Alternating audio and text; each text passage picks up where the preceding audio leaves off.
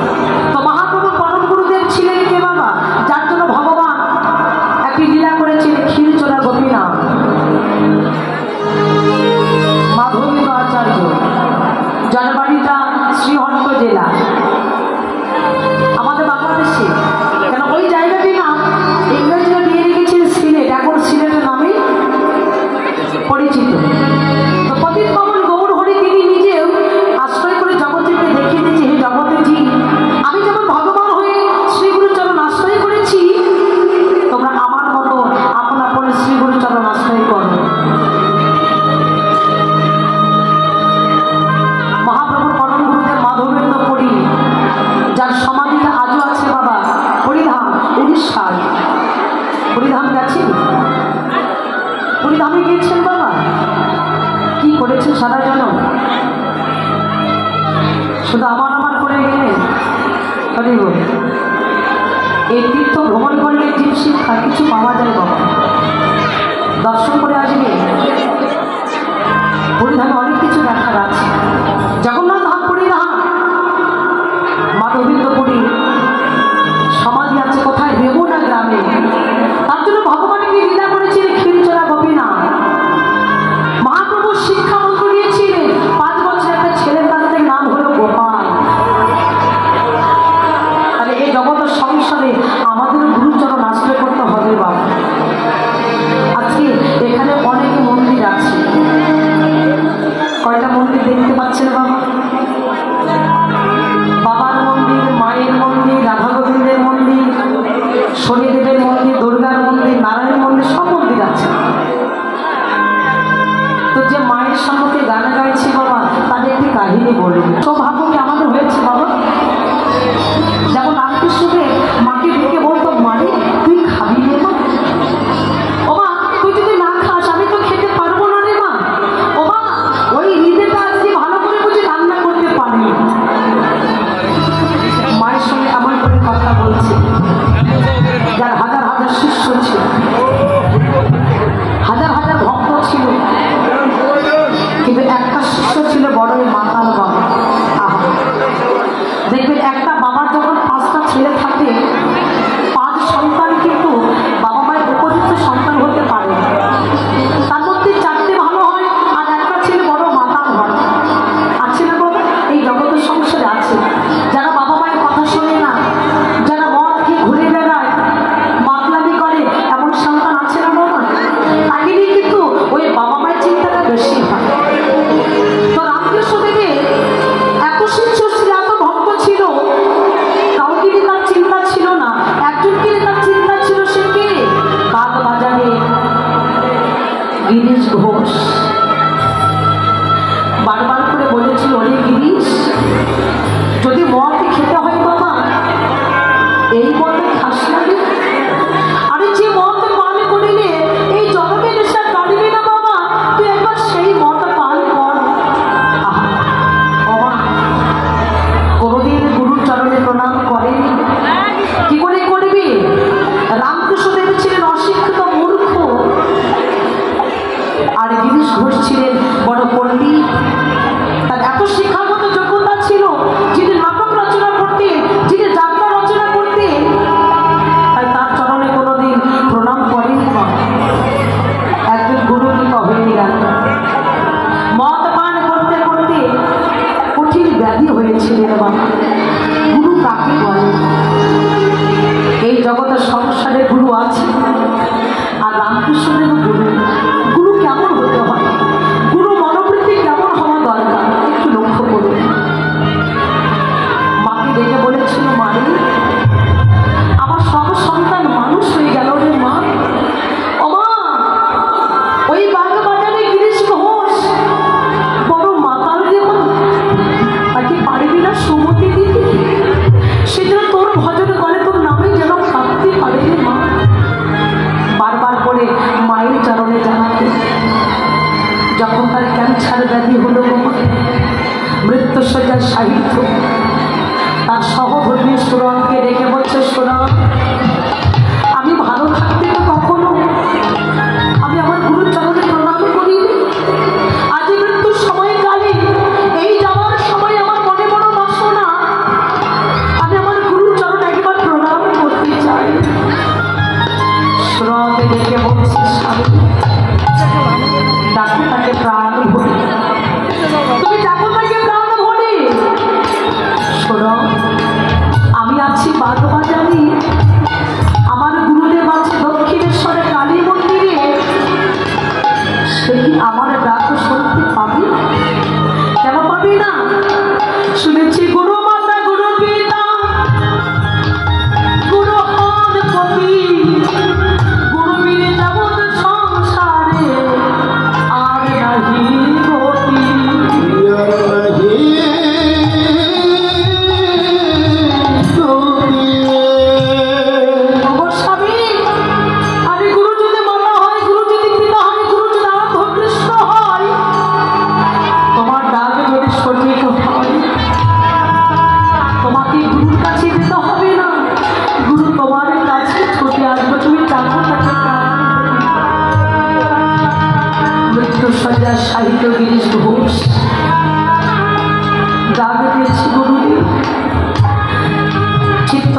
শেষ করে যখন ডাক দিয়েছে দুটি রঞ্জনে বক্ষ ভাসি, বাবা সন্ধ্যা আগত সময়ে রামকৃষ্ণদেব দক্ষিণেশ্বরে কালী মন্দিরে মায়ের আরতি করছে আর গুনগুন করে গান গাইছে, শ্যামা মা কি আমার কালো রে শ্যামা, মা কি আমার কালো, লোকে বলে কালী কালো, আমার মন তো ভালে না কালো, কালো রূপে দিগম্বরী, কালো রূপে দিগম্বরী, হৃদয়মত করিয়ালো রে শ্যামা, মা কি আমার কালো রে শ্যামা, মা কি আমার কালো, শ্যামা কখনো শ্বেত কখনো পীত,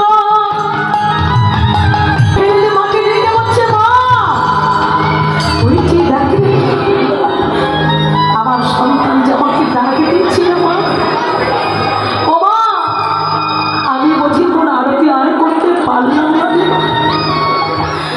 আমার সন্তান আমাকে ডাক দিয়েছে, আমাকে যেতে হবে, যার কথা তোর কাছে বারবার করে বলেছিলাম, আজ সেই গিরিশ ঘোষ আমাকে ডাক দিয়েছে, আমি আসি রে মা, তুই আমাকে আশীর্বাদ কর, আমার সন্তানকে তোর চরণ প্রান্তে যেন পৌঁছে দিতে পারি রে মা। রামকৃষ্ণদেব ছুটে চললে বাগবাজারে, বাগবাজারে গিরিশ ঘোষ মৃত্যু শয্যায় শায়ী, ঘরের বারোটায় দাঁড়িয়ে ডাক দিয়েছি, গিরিশ কইলে গিরিশ আমার কাছে আয়, আমার কাছে আয় বাবা। হামাগুড়ি দিতে দিতে গুরু চরণ তলে আছাড় খেয়ে পড়েছি, গুরুদেব আমি কিছু আর কানে বাজব না গুরুদেব। তুই এমন করে কাঁদছিস কেন রে, তোর কি হয়েছে বল? গুরুদেব তুমি কতবার করে বলেছিলে গিরিশ মরতে খাস না রে বাবা, আমি গুরুদেব তোমার কথা শুনিনি, তোমার কথা মানি। গুরুদেব আজ মদ পান করতে করতে আমার যে কঠিন ব্যাধি হয়ে গেছে, আমি আপনাদের এই গিরিশ শালা কি বলছিস? কে বলেছে তুই বাঁচবি? কে বলেছে তুই বাঁচবি না? আমি বলছি তোকে বাঁচতে হবে, তোকে নাটক লিখতে হবে, তোকে যাত্রা লিখতে হবে, এই জগতে মানুষের কল্যাণের জন্য তোকে নাটক লিখতে হবে বাবা। গিরিশ ঘোষ ডেকে বলছি, গুরুদেব আমি নাটক লিখতাম, আমি যাত্রা লিখতাম, ওই নাটক লিখবার আগে যাত্রা লিখবার আগে আমি একটি শ্লোক লিখেছিলাম, সেটা কি জানো? অজ্ঞান অতিবিরন্ধস্য গ্রাণী জনশলাকয়া তস্কুরার বিপ্লবজন তস্মৈ শ্রী গুরুবে নমো নমঃ।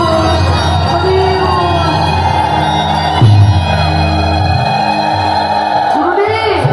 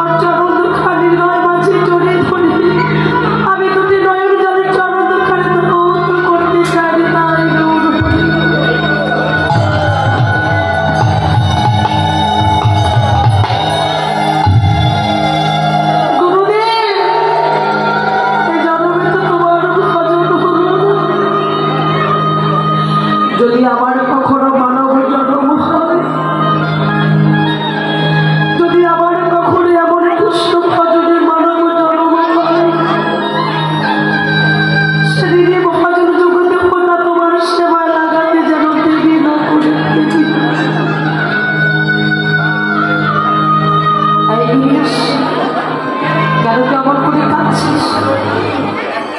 কেন তুই অমন করে কাঁদছিস? তোকে বাঁচতে হবে। শুনেছি ক্যান্সারে যার হয় সে আর কানে বাঁচে।